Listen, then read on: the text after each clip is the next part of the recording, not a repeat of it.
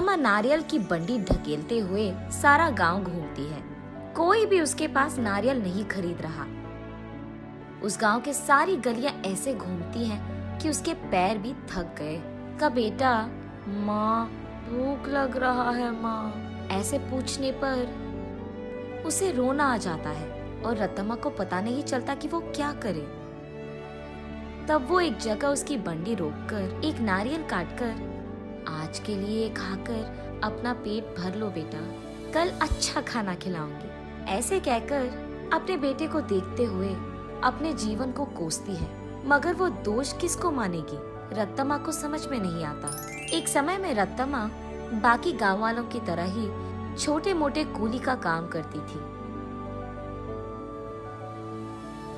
लेकिन उसे लगता है कि उसे उसका मेहनत का फल नहीं मिल रहा।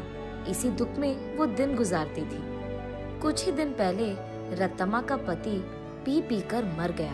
घर के सारे पैसे वो अपने दारू में लगा दिया और घर में एक फूटी कौड़ी भी नहीं है। इसीलिए रत्तम्मा को क्या करे ये पता नहीं चल रहा था और उसे इसी बात का डर था कि वो अपने बेटे को कैसे पढ़ाएगी। एक दिन वो अपने घर के बरामदे में बैठकर यही सोचती रहती है कि वो पैसे कैसे कमाएगी।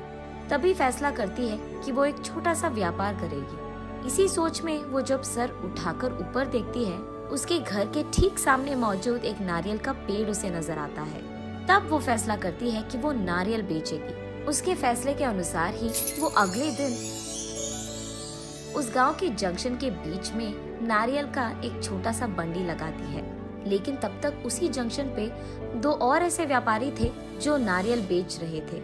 उन दोनों के वजह से रत्तम्मा का व्यापार ठीक से नहीं चलता है। इसी कारण 2-3 दिनों से रत्तम्मा की बंडी से सिर्फ 2 या 3 नारियल ही बिके थे, बाकी सारे वैसे के वैसे ही रह गए। ये देख निराश होकर रत्तम्मा ये फैसला करती है कि अगर वो गांव के सारी गलियां घूमकर बेचने की कोशिश करेगी तो कम से कम कुछ तो बिक जाएंगे। तब जाकर वो ऐसे गलियों में घूमती रही। आंखों में से निकल रहे आंसू को पोंछकर वो बस अपनी किस्मत को कोसकर घर जाने ही लगती है कि बीच रास्ते में उसे एक पाठशाला नजर आती है। उस पाठशाला के बच्चे वहाँ बेच रहे स्नैक्स को देख उस दुकान के चारों ओर घेर कर उनको खरीदने लगते हैं। ये देख रत्तम्मा का बेटा, माँ मुझे भी वो खाना है माँ, ऐसे वो भोला बच्चा पूछता है। ठीक तभी अचानक रत्तम्मा को एक अच्छी योजना सूझती है। तब वो उसके बेटे से ऐसे कहती है, हमारे पास उसको खरीदने के पैसे नहीं है बेटा, लेकिन घर जाते ही मैं तुम्हारे लिए एक बहुत अच्छी मिठाई बनाऊंगी, ठीक है? चलो हम अभी घर चले जाएंगे। घर आते ही बचे नारियल में से कुछ ही को काटकर उनसे कुछ मिठाइयाँ बनाती है और उन मिठाइयों को अगले ही दिन उस पाठशाला के पास बेचने लगती है। उस दिन तक किसी ने भी नारियल से बनाए हुए मिठाई को वहाँ पे नहीं बेचा था, इसीलिए पाठशाला में मौजूद सारे बच्चे एक ही बार में वहाँ आकर सारी मिठाइयाँ खरीद लेते हैं। बस रत्तम्मा की खुशी का कोई सीमा नहीं। घर जाते ही वो नारियलों से दूसरी तरह की मिठाई बनकर अगले ही दिन वहाँ आकर उसे बेचती है। पिछले दिन की तरह ही बच्चे वहाँ आकर सारी मिठाइयों को खरीद लेते हैं, लेकिन कुछ बच्चे ऐसे पूछते हैं, आंटी कल जैसे मिठाई नहीं है क्या? कल लेके आऊंगा बेटा। ये कहकर घर पहुंचते ही अगले दिन के लिए नारियल से ही 2-3 प्रकार की मिठाइयाँ बनाती है। तीसरे दिन भी सारी मिठाइयाँ बिक जाती है।